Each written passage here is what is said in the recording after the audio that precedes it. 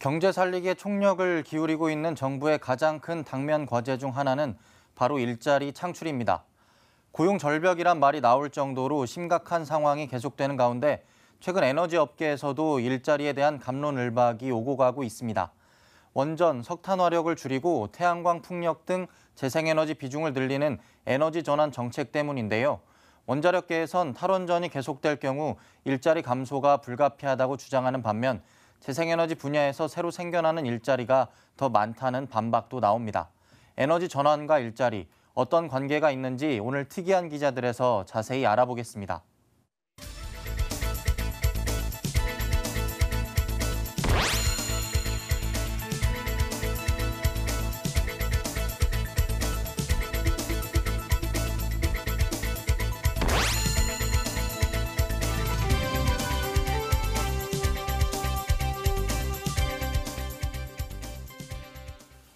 사실 일자리 창출 자체가 문재인 정부의 최대 화두이기도 하고요. 현재 직면하고 있는 경제 문제 중에서 가장 심각한 것이 또 일자리가 아닐까 싶은데요. 그런데 이런 일자리 문제와 에너지 정책 사이에서 좀 논란이 일고 있다고 합니다. 구체적인 내용들 어떤 것이 있는지 한번 살펴보도록 하죠. 글쎄요, 모두가 같은 정부 안에서 이루어지고 있는 정책인데 좀 서로 맞물리는 부분이 있는 것 같습니다. 구체적으로 좀 어떤 문제점들이 있는 겁니까? 네, 일단 탈원전, 탈석탄으로 대표되는 에너지 전환 정책이 일자리가 감소할 것이다. 이런 주장 때문입니다.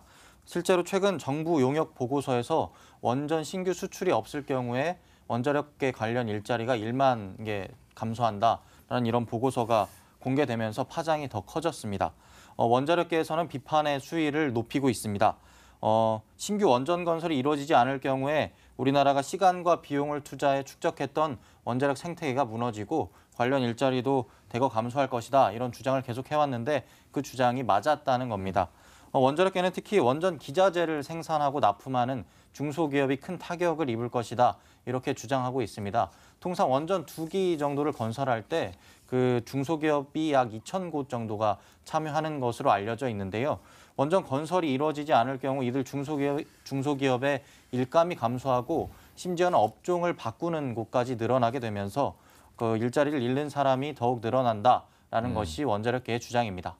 2030년 원전 부분에서 만여 명의 인력이 일자리를 잃을 수 있다. 그런데 현재 분위기에서 봤을 때는 2030년이라는 것보다 만여 개의 일자리가 줄어들 수 있다는 거에 좀 더 방점이 찍혀질 것 같습니다. 민감하게 받아들여지는 것도 사실이고요. 정부에서도 알고 있을 텐데 좀 입장은 어떻습니까? 네, 맞습니다. 현재 우리나라에 24기의 원전이 운영되고 있고 설비 용량은 약 22.5기가와트 정도가 되는데요. 이때 원전 산업 종사자는 3만 8천여 명 정도로 추산이 됩니다. 근데 2030년 장기적으로 점진적으로 줄어들긴 하겠지만 어쨌든 3분의 1, 4분의 1 정도가 없어진다는 거니까 분명히 타격이 있는데요. 물론 지금 일하는 근로자들이 당장 일자리를 잃는 건 아니지만 그 이번에 나온 정부 용역 보고서대로라면 원전 수출이 없다라는 게 가정을 할 때 그 인력 수요가 공급에 비해 1만 명 줄어든다는 것은 확실히 맞는 어떤 진단입니다.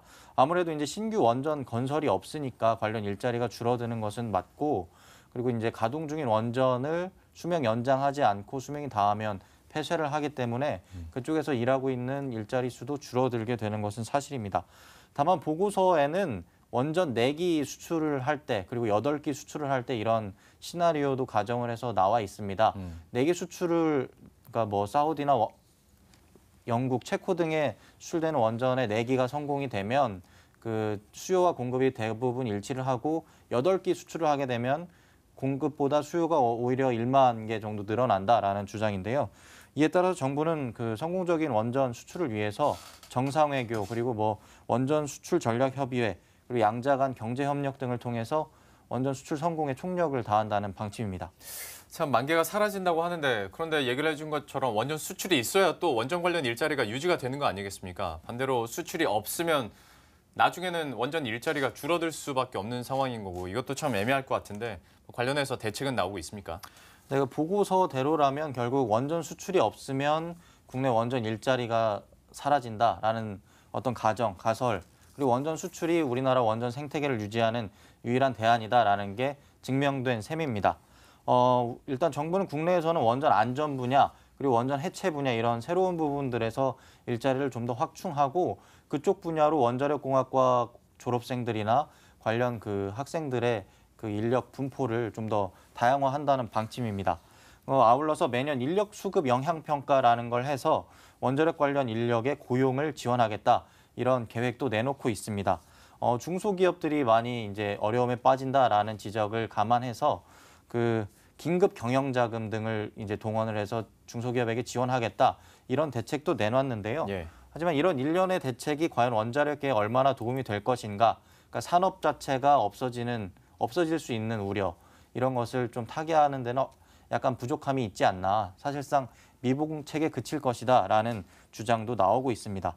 다만 정부는 감소하는 일자리를 경제 전체로 놓고 볼 때 그 재생에너지 관련해서 이 에너지 신산업이 늘어나는 만큼 그 경제 전체에서는 원전에서 감소하는 일자리보다 재생에너지 분야에서 늘어나는 일자리가 더 많을 것이다. 이렇게 주장을 하고 있고요.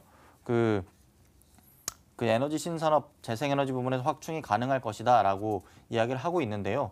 원자력계에서는 이런 정부 주장이 눈 가리고 아웅하는 것에 불과하다라는 비판을 하고 있습니다. 관련 인터뷰를 한번 보시겠습니다. 효율이 나빠져서 사람이 많이 필요로 한다거나 아니면 우리가 원하는 고급 일자리가 아니라 그냥 건설 노무자나 우리가 원하는 일자리가 아니고 우리 자녀들이 가기 원하는 일자리가 아닌 경우가 많거든요. 그런데 나름 또 이 원자력 신재생 에너지 관련 일자리를 확충하겠다라는 계획도 분명히 있지 않습니까? 여러 가지 좀 내용이 함께 복합이 되다 보니까 좀 복잡하기도 한데 현재 신재생 에너지 관련해서 일자리 규모가 어느 정도 되죠? 네, 관련해서 한국에너지공단에서 매년 그 산업 통계를 발간하는데요. 예. 거기에 따르면 현재 우리나라 그 신재생 에너지 분야 일자리는 한 1만 6천 개 정도 됩니다. 그러니까 원자력과 비교해서는 뭐 적은 숫자라고 할 수 있는데요. 그 이 중 한 8천 명 정도가 한화큐셀이나 OCI 같은 그 신재생 에너지 제조 관련 대기업에 종사를 하는 특히 이제 태양광 분야에 종사를 하는 근로자들이고요. 그 풍력 부품이나 터빈 제조 분야에 약 2천여 명, 그리고 수소 연료 전지나 기타 신재생 에너지 분야에 나머지 이제 인력이 종사를 하고 있습니다. 다만 이 통계는 제조 수입 부문만 이제 감안이 된 건데요. 그 태양광 관련 부품이나 원료 이런 걸 생산하는 시설만 포함이 돼 있는 겁니다. 그 보통 일자리라고 하면 설비 제조뿐만 아니라 뭐 관리하는, 유통하는 그리고 뭐 서비스를 제공하는 이런 인력까지 모두가 포함이 되는 게 통상적인데 아직 신재생 에너지 분야에 이런 인력들이 포함되지 않은 이유는 아무래도 이제 좀 신산업적인 측면들이 있고 산업 통계로 일자리 개수를 이제 파악을 하다 보니까 예. 이 대기업에 그 고용된 인력, 중소기업에 고용된 인력 위주로 이제 통계가 이루어지고 있는 겁니다. 예. 사실 어떤 원자력 관련해서 일자리가 어떻게 변할지는 두고 봐야겠습니다만 정부 측에서는 또 신재생 에너지 관련 분야에서 계속 일자리를 늘릴 계획을 가지고 있기 때문에 이것도 기대는 해봐야 될 것 같은데 벌써부터 이렇게 만들어진 일자리가 정말 양질의 일자리냐라는 좀 비판들도 있는 것 같더라고요. 구체적으로 어떤 내용들입니까? 네, 그러니까 재생에너지 관련 일자리 과연 질은 어떠한가라는 의문이 드는데요. 재생에너지와 관련해 부품이나 설비 제조, 뭐 연구개발 이런 쪽을 살펴보면 다양한 일자리가 있습니다. 대기업과 중소기업들이 이제 공존을 하고 있고요. 그리고 이제 어느 정도 산업 생태계도 만들어져 있다고 볼 수 있습니다. 이 부분은 기술력을 갖춘 안정적인 일자리가 있다라고 평가를 할 수 있는데요. 대표적인 태양광 제조기 한화큐셀을 예로 들면 최근 고용 인원을 대폭 확충했습니다. 시장 규모가 커지고 있기도 하고 그 해외 시장 진출이나 국내 어떤 정책적인 영향을 받은 건데요. 그 올해 초에 한화큐셀은 세계 최대 태양광 전지 공장이죠. 진천 공장에 있는 고용 인력을 1,500명에서 2,000명까지 늘렸습니다. 임직원 평균 연령이 26세로 아주 어리고요. 대부분 그 전체 고용 인력 중 72%가 30세 미만일 정도로 청년 고용률도 매우 높은 편입니다. 문제는 이제 시공 분야입니다. 그 일시적인 노무 근로자만 늘어날 뿐 정말 좋은 일자리가 늘어나지 않는 거 아니냐 이런 지적이 많은데요. 그 착공부터 준공까지 원자력 발전소의 경우에는 약 10년 정도가 걸리는데 예. 태양광 발전소 같은 경우는 뭐 짧게는 한 달, 뭐 길어야 뭐 1년이면 다 준공이 완료되기 때문에 이런 부분이 이제 단순 노무직 같은 임시적인 일자리만 양산하는 거 아니냐 이런 비판이 있어 왔습니다. 예. 하지만 전문가들은 신재생 시공 분야도 충분히 이제 양질의 일자리를 창출할 수 있다라는 입장인데요. 관련 인터뷰 한번 보시겠습니다. 풍력 터빈의 시공이라는 것, 특히 해상 풍력의 시공이라는 것은 고도의 기술을 기반으로 하고 있습니다. 이것이 미래에 우리의 새로운 성장 동력이 될 수 있고요. 또 태양광 같은 경우에도 시공 기준이 강화되면서 환경 영향을 최소화하고 또 안전을 고려한 시공을 하는 것이 누구나 할 수 있는 일은 아니고요. 거기에도 숙련도가 필요하다고 봅니다.